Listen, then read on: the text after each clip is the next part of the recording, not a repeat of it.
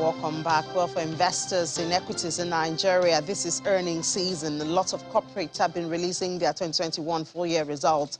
And of course, it's also related to taxes. With declaration of profits comes the responsibility of taxes. So we'll talk about corporate profit and income tax responsibility with Mr. Bismarck, the Chief Executive Officer of Financial Derivatives Company. Good morning, Mr. Rewane. Good to have you in. Good morning, Annie. Yeah, just before we go in there, I don't think we can run away from just mentioning at least what's going on in the oil space.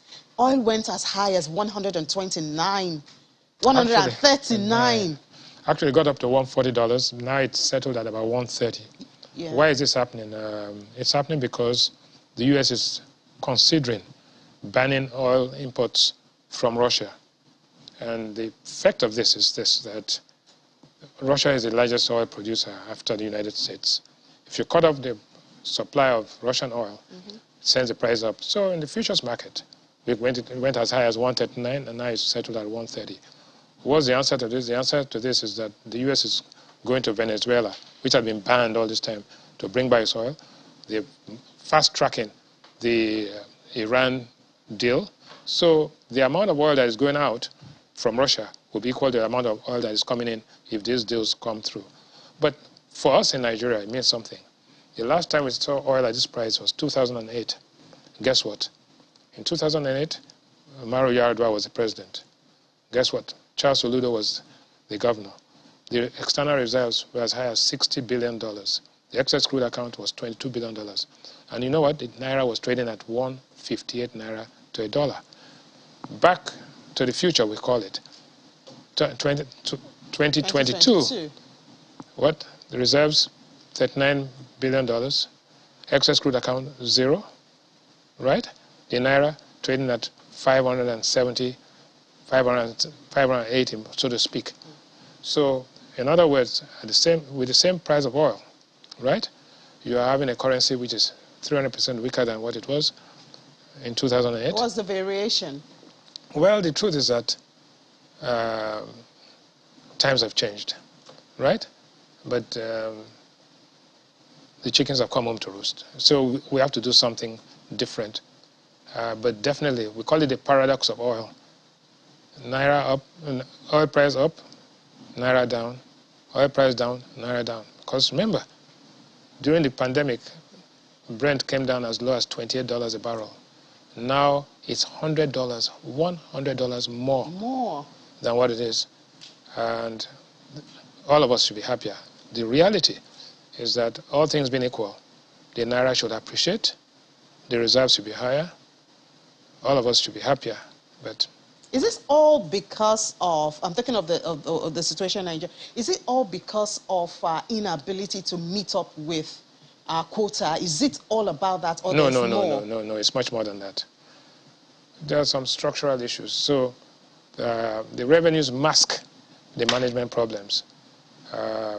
We have revenue problems, we have management problems, and then we have the shocks. So what happens is that, you know, like the prodigal son, you spend all that you've saved, you borrow some more, and then you go back to your father to say, Father, I've heard. That's what it is. Wow. This should be good times in Nigeria. The good times will come back. Come back. Sure. So let's go to the corporate world now, the earnings. We've had a lot of earnings. Investors in the equities, are they smiling as much as they should at this time when we look at the earnings? I think they're making out like bandits.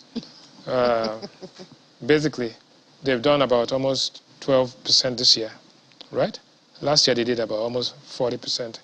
So, but the context, because 2021 ended, and we are just beginning to see the results, but let us look at 2020. In all, total tax collected in Nigeria in 2020 was 5 trillion naira, of which 34% came from petroleum profit tax. So let's leave that out. But corporate income tax was 1.41 trillion naira, 31%. 1.41 trillion naira. Of this 4.1 trillion naira, right, the top 10 listed companies paid 28% of total tax collected. They paid 391 billion. But guess what? Three companies alone paid 270 billion naira. And those companies are Dangote, 97 billion, MTN, 93 billion, and Airtel, 83 billion. 3 companies were responsible for over 70% of what the top 10 companies paid. Wow. So I want you to understand that. But then there's then you find there's a difference between nominal tax and effective taxes, effective tax rates. Because the banks and insurance companies, because revenues on treasury bills and government securities are tax-free, you'll find that the effective tax rates paid by the banks averagely maybe about 12%, while the effective tax rate paid by the manufacturers was about almost 31%. So you'll find that Dangote Cement made 373 billion naira and paid 97 billion naira in taxes, 26%. MTN made 298 billion naira, paid 93 billion naira in tax, 31%. While Zenith Bank made 255 billion naira and paid only 25 billion naira in tax. Effective rate, tax rate, 10%. That is 2021. But in 2022, now that the tax shelter has been removed, you will find that they will all now pay the higher tax rate. So if you are buying banking stocks, you've got to be careful, because in 2022, the numbers are not going to be looking that very good. That's good. Sure. Do you see this discouraging investment? No. Listen, it's not discouraging. People are buying MTN stock. MTN stock is doing better than the banking stocks, right? So everybody's going to be much more efficient. But it's not just corporate income tax that is being paid. Remember that they pay taxes on dividends. Yeah. They pay VAT. Well, the VAT goes 85% to the state governments and 15%. So when you put all of this together, you'll find that the corporates, even though they're making money, the investors are making a lot more money, right? And the government is making money. And to put it in some kind of context, you must understand that it's 270 billion naira paid by these 3 companies, right? Is almost half of what FAC is shared in 1 month, right? And that is just corporate income tax. Okay, so you got to see it in that, So what should they do, corporate citizens?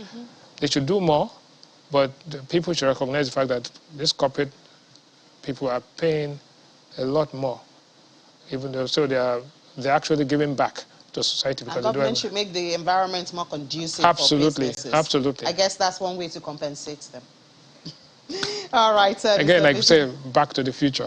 Back to the future. Thank you so much, Mr. Bismarck Rewane. Thank you so much. Always a pleasure to have you here. Thank you for having me. Sharing a lot of knowledge with us. I enjoy the rest of your day. Thank you. So we'll take a break now. When we come back, a very short break. The FinTech Association of Nigeria recently launched the Startup Marketplace. What's that about? And what has it got to do with what's going on in the corporate world? Join us right after this break.